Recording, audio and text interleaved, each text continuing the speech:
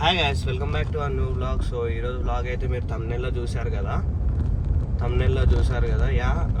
మహీంద్రా వాళ్ళు అయితే మనని స్కామ్ చేస్తున్నారనమాట. నేనైతే నోటీస్ చేసిన స్కామ్ చేస్తున్నారని. ఇంకా ఎంతమందితో ఇట్లా చేస్తున్నారో అయితే నాకైతే తెలియదు. నాకు తెలిసి మ్యాక్సిమం ఆఫ్ అన్ని మహీంద్రా అంటే లైక్ నేను ఒక సర్వీస్ సెంటర్ దగ్గర చేయించాను. పేరైతే రివీల్ చేయను. మీరు కనుక చేసింది మీకు తెలుసు కదా ఎవరు చేశారో. సో మీరు ఒకవేళ ఈ వీడియో చూస్తున్నట్టయితే నెక్స్ట్ టైం నుంచి రిపీట్ చేయకండి. సో గైస్, ఇప్పుడైతే నేను చెప్తాను. సో మన కార్ XUV700 ఉంది కదా. సో దీంట్లో అయితే మనము ఆల్మోస్ట్ అరౌండ్ ఇప్పుడు కరెంట్లీ 23,000 తిరిగినాం. సో ఫస్ట్ సర్వీస్ వచ్చేసి వీళ్ళది 1000 కిలోమీటర్స్, సెకండ్ సర్వీస్ వచ్చేసి 10,000 kilometres, third service 20,000 kilometres. So ఇక్కడ స్కామ్ ఏమైందంటే వీడియో మొత్తం చూడండి, మీకు క్లారిటీగా డీటెయిల్డ్గా ఎక్స్ప్లెయిన్ చేస్తాను. సో మనకి ఫస్ట్ కార్ కొనేటప్పుడు ఏంటి, ఫస్ట్ 3 సర్వీసెస్ ఫ్రీ అంటారు. 3 సర్వీసెస్ ఫ్రీ అంటమే అది ఒక పెద్ద స్కామ్. 3 సర్వీసెస్ ఫ్రీ అన్నప్పుడు సర్వీస్ మొత్తం ఫ్రీ ఉండాలి కదా. ఓన్లీ ఇంజిన్ ఆయిల్ మీరు లేబర్ ఛార్జ్ మీరు పే చేసుకోవాలంటే ఎట్లా? సో లేబర్ ఛార్జ్ ఉండదు. లేబర్ ఛార్జ్ లేకుండా మెటీరియల్ది పే చేసుకోవాలంటుంది. సో వీళ్ళకి ఏంటంటే లేబర్ ఫ్రీ అని చెప్పాలి, సర్వీస్ ఫ్రీ కాదు. లేబర్ ఫ్రీ ఉంటుంది ఫస్ట్ 3 సర్వీస్కి అని చెప్పాలి. సో గైస్, ఇలా ఇది ఒక స్కామ్. ఫస్ట్ కొనేటప్పుడే మనం ఎవరు అబ్జర్వ్ చేయరు. కొత్త కార్ కొంటున్నాం కదా, అవి ఎవరు అబ్జర్వ్ చేస్తారని చేయరు. సో చేయపోయేసరికి ఫస్ట్ సర్వీస్ ఏమో ఏం చేంజ్ చేయరు, ఆయిల్ జస్ట్ కార్ చెక్ చేస్తారు. 10,000 సర్వీస్కి వచ్చేసరికి వీళ్ళు ఏం చేస్తారంటే engine oil filter, AC filter check చేస్తారు, చేంజ్ చేస్తారు. సో నేను కార్ కొని ఎన్ని రోజులు అవుతుందంటే ఇప్పటికి ఈ రోజుకి 6 months అవుతుంది. 6 monthsలో నేను 23K డ్రివెన్ చేసిన అనమాట. కార్ అయితే మంచి పర్ఫామ్ చేస్తుంది, కార్లో ఏ ప్రాబ్లం లేదు. బట్ సర్వీస్ అయితే చాలా ఇష్యూ ఉంటుంది. సో 10,000 అప్పుడు అయితే నాకు లేబర్ ఛార్జ్ కూడా వేసినట్టున్నారు. నేను సరిగ్గా చూడలేదు, అప్పుడు కొంచెం బిజీ ఉండే అది ఇది. బట్ ఏంటంటే ఎక్స్ట్రా వీళ్ళు వేస్తారు గైస్, ఏది ఇంజన్ స్ప్రే, ఆ స్ప్రే ఈ స్ప్రే అని చాలా ఎక్కువ వేస్తారు. నేను రీసెంట్గా సర్వీస్ చేసినప్పుడు అడిగాను, ఏంటంటే తీసేసినారంట. సో అప్పుడు నాకు వేస్తే మీరు ఏం చేయకుండా ఎట్లా వేస్తారంటే తీసేసినారు అప్పుడు. సో థర్డ్ సర్వీస్లో నేను చెప్తా చూడండి గైస్. థర్డ్ సర్వీస్ వచ్చేసరికి 20,000 కిలోమీటర్స్కి ఇంజిన్ ఆయిల్ చేంజ్ చేయరంట. ఇంజిన్ ఆయిల్ తగ్గితే టాప్అప్ చేస్తారు, అండ్ కూలెంట్ కూడా టాప్అప్ చేస్తారు, అండ్ ఒక పెట్రోల్ ఫిల్టర్ అని ఏదో పెట్టాడు, చేంజ్ చేస్తారంట. ఎవాపరేటర్ క్లీనింగ్ అంట గైస్. సో ఎవాపరేటర్ ఏజింగ్తో పాడవుతుంది, అండ్ ఎంత యూజ్ చేస్తాం దాన్ని బట్టి పాడవుతుంది. 6 monthsలో ఏదైనా ఎవాపరేటర్ పాడవుతుందా? సో క్లీనింగ్ అన్నాడు గైస్. సరే క్లీన్ చేయి, డబ్బులు తీసుకో క్లీన్ చేసినందుకు. కానీ నాకు వీడియో పెట్టన్నా. వీడియో పెట్టంటే ఏ వీడియో పెట్టాడు గైస్ ఒకసారి మీకు చూపిస్తాను, ఇక్కడ వేస్తాను, ఒకసారి చూడండి మీరు. ఆ వీడియో అయితే పెట్టాడు. ఆ వీడియో పెట్టంగానే నేను అడిగిన, బ్రో ఇందులో ఏమైనా కనిపిస్తుందా బ్రో అని అడిగా. చీకట్లో లైట్ వేయటం కుదరదంటే, వర్క్షాప్ ఏం చీకట్లో ఉండదు కదా, పెద్ద వర్క్షాప్, లైట్స్ ఉంటాయి కదా వర్క్షాప్లో. అది చేసిండు. అదేంటి డాష్ బోర్డ్ మీద కింద గాలి కొడుతుంటే అదే ఆపరేటర్ క్లీనింగా? సరే అదే ఆపరేటర్ క్లీనింగ్ అనుకుందాం. దానికి ఏంది 3,600. అది కూడా బిల్ మీకు సైడ్కి వేస్తాను. 3,600 పట్టాడు నాకు అది.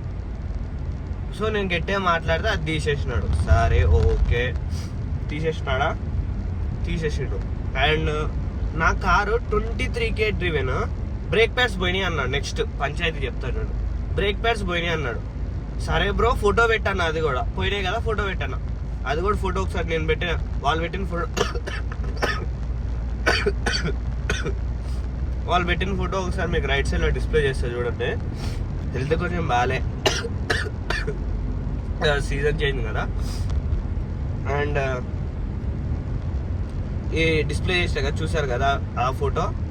సో ఏంటంటే ఆ బ్రేక్ ప్యాడ్స్ అన్నాడు. అందులో ఏమైనా కనిపిస్తుందో ఏం కనిపించలేదు. సరే నేను లేట్ అయింది కదా మార్చేయండి అన్న. మార్చేసినందుకు లేబర్ వేసిండు, ఓకే. నా డిస్క్ ప్యాడ్ కండిషన్ నేను డౌట్ వచ్చింది, ఎందుకంటే నేను మంచిగా డ్రైవ్ చేస్తా, ర్యాష్ డ్రైవింగ్ చేయను, నాకు తెలుసు ఆ విషయం తెలిసి నా డిస్క్ ప్యాడ్స్ నాకు బ్యాక్ పంపియ బ్రో అన్నా. సో నేను ఇప్పుడు నేను ఆ క్లిప్ యాడ్ చేస్తాను చూడండి గైస్, నా డిస్క్ ప్యాడ్ కండిషన్ ఎట్లుందో ఇప్పుడు చూడండి. ఈ బ్రేక్ ప్యాడ్ కండిషన్ అయితే చూడండి ఎంత ఉందో. గ్రిప్ ఇంత గ్రిప్ ఉంది. ఇది లెఫ్ట్ సైడ్వి చూడండి, ఏ ఒక్కటి కూడా అరగలే.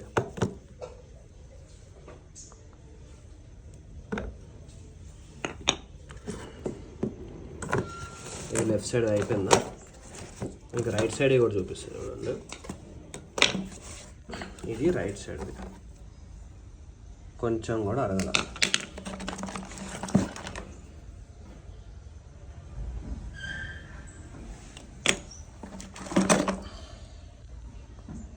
ఇంకా 10 to 20,000 కిలోమీటర్స్ వస్తాయి ఇవి.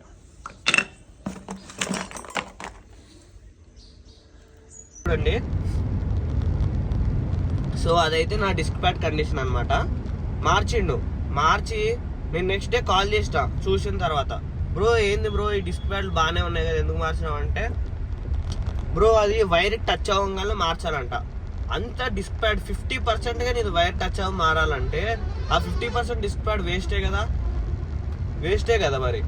ఎందుకు అసలు మార్చిండో అర్థం కాలే నాకు. 9,029 రూపీస్ కట్టిండు. నేను స్క్రీన్ షాట్ కూడా పక్కన వేస్తాను నేను కట్టింది. అసలు ఎంత వరస్ట్ సర్వీస్ అంటే, బ్రేక్ ప్యాడ్లు పోయిందని చెప్పారు. ఆ బ్రేక్ ప్యాడ్లు ఏమో 4,000 ఉన్నాయి, అక్కడ బిల్లులో మెన్షన్ చేసిన 4,000 ఉంది. దేనికి 9,000 అయిందో ఆ బిల్లు కూడా పెట్టలేడు మనోడు. అదేంది నేను మహీంద్రా డ్రైవర్స్తో తెప్పించిన అనమాట ఇంటికి. వాళ్ళు బిల్లు కూడా పెట్టలేదు సరిగ్గా. ఒక బిల్లుకి ఇది చేసినాం అని ఎక్స్ప్లెనేషన్ లేదు సరిగ్గా. ఏదో చేస్తున్నామంటే చేస్తున్నాం, కార్ వెళ్తుంది అంతే తప్ప వీళ్ళకు ఒక రెస్పాన్సిబిలిటీ లేదు. మీలో ఈ వ్యూవర్స్ మీరు ఎంతమంది ఎక్స్యూవీస్ ఏమైనా ఓన్ చేస్తారు చెప్పండి. సో నేను ఈసారి నుంచి అయితే వీళ్ళ సర్వీస్ సెంటర్లో అసలు ఇవ్వదలుచుకోలేదు. నెక్స్ట్ మంచి ఏదైనా తెలిసిన వాళ్ళది సర్వీస్ మహీంద్రా ఆథరైజ్ది. మళ్ళా గైస్ ఏంది బ్రో, నేను ఒక మాట అన్నా, బ్రో నా 6 months అయింది కదా ఆపరేటర్ క్లీనింగ్ అవసరం లేదు కదా, ఎందుకు 6 months పోదు కదా అంటే, ఇది ఒక్కటి గైస్. ఏంటి బ్రో వారంటీ పోతుంది బ్రో సర్వీసింగ్ చేయించుకోకపోతే అంటే ఇప్పుడు పాడవంది సర్వీస్ చేయించేసేయాలా? నెసెసిటీ లేకుండా ఎందుకు చేస్తారు సర్వీసింగ్? ఇప్పుడు ఇంజన్ ఆయిల్ బాగానే ఉంది, ఇంజన్ ఆయిల్ బాగానే ఉన్నా కూడా మారిస్తే ఎవరికి లాభం? వాడికి లాభం. మనకేం లాభం? మనకి బొక్క, మొత్తం డబ్బులు బొక్క. గైస్ నాకు ఈ వారంటీ పాలసీస్ ఏందో ఇవేంటి అసలు ఏం అర్థం కాదు, వరస్ట్. అసలు నేనైతే ఎక్స్పెక్ట్ కూడా చేయలేదు 20,000కి బ్రేక్ ప్యాడ్స్ పోతే. మా ఫ్రెండ్ ఒక అబ్బాయి ఉంటాడు రిచర్డ్ అని, సో అతనిది కూడా సేమ్ XUV7 ఉన్నాడు. సో నేను ఎమ్మటే కాల్ చేసి అడిగినా అనమాట, వీడు బ్రేక్ ప్యాడ్స్ పోయినాయి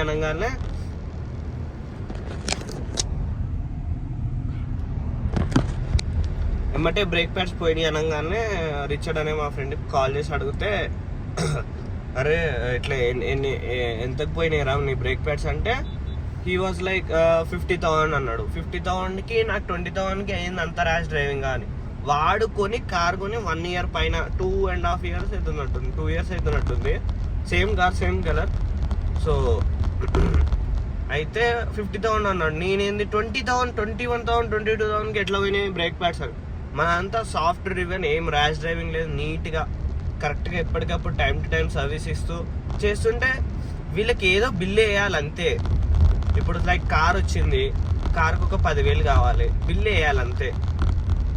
సో గైస్ మీరు ఎప్పుడైనా గుర్తుపెట్టుకోండి, 3 సర్వీసెస్ ఫ్రీ ఉంటాయి. 3 సర్వీసెస్కి లేబర్ మనం కట్ అవసరం లేదు, మీరు గట్టిగా అడగాలి. 3rd సర్వీస్ కూడా మనం కట్ అవసరం లేదు. నేనేం చేసిన అంటే, వీడు ఇంతకు కూడా 3rd సర్వీస్కి లేబర్ పడుతుంది అంటే, నేను ఏదైతే షోరూమ్ నుంచి కొన్నానో ఆ షోరూమ్కి కాల్ చేసి అడిగా అనమాట, బ్రో ఇట్లా అంటున్నారు ఏంది మరి పరిస్థితి అంటే, కాన్ఫరెన్స్ కాల్ పెట్టి మాట్లాడితే తీసేసిండు. అంటే లైక్ ఎట్లా అంటే, మనం కస్టమర్స్ని ఫూల్స్ చేస్తున్నారు గైస్. మీరు అందరూ ఇది ఒకసారి అబ్జర్వ్ చేయాలి. బిల్లు వచ్చింది, బిల్లు కట్టినామా అని కాకుండా అబ్జర్వ్ చేయాలి మీరు అందరూ. బిల్లులో ఏం వేసిండు, ఏం పోయినాయి మన కార్లో, ఎందుకు అంత రన్నింగ్ కండిషన్లో ఉన్న కార్కి ఎందుకు పోతున్నాయి అని కూడా క్వశ్చన్ చేయాలి వాళ్ళని. కొత్త కార్కి ఎందుకు పోతాయి అన్నీ, కొత్త కార్కి ఎట్లా పోతాయి అన్నీ చెప్పండి మీరు. కొత్త కార్కి ఎందుకు పోతాయి? ఏ ప్రాబ్లమ్స్ రావద్దనే కదా కొత్త కారు కొనుక్కునేది. ఇది ఒకటి మీరు అందరు గుర్తుపెట్టుకోవాలి. బిల్లు అడగాలి, బిల్లులో ఏమేమి చేసావు ఎక్స్ప్లెనేషన్ చేయాలి, ఇది వాటి డ్యూటీ. మీరు ఎప్పుడైతే ఏమేమి చేంజ్ చేస్తున్నారో అవి మాకు ఫొటోస్ పెట్టాలని అడగాలి గైస్. గ్రూప్ ఒకటి ఉంటుంది కదా, ఆ గ్రూప్లో మీరు అందరు యాడ్ అవుతారు, ఒక ఓనర్ యాడ్ అవుతారు కదా, ఆ గ్రూప్లో అడగండి మీరు.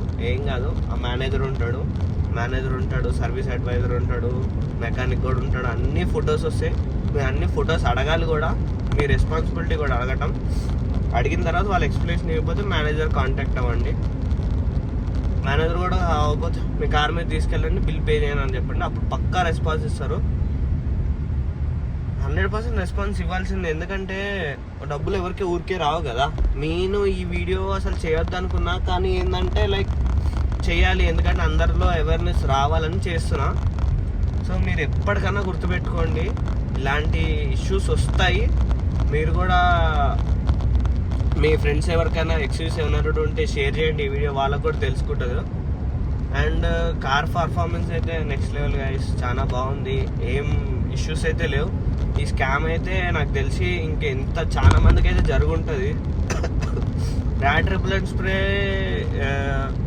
అండ్ ఇంజన్ కోటింగ్ అంటే యూస్ఫుల్లా అంటే కాదా అంటే యూస్ఫుల్లే.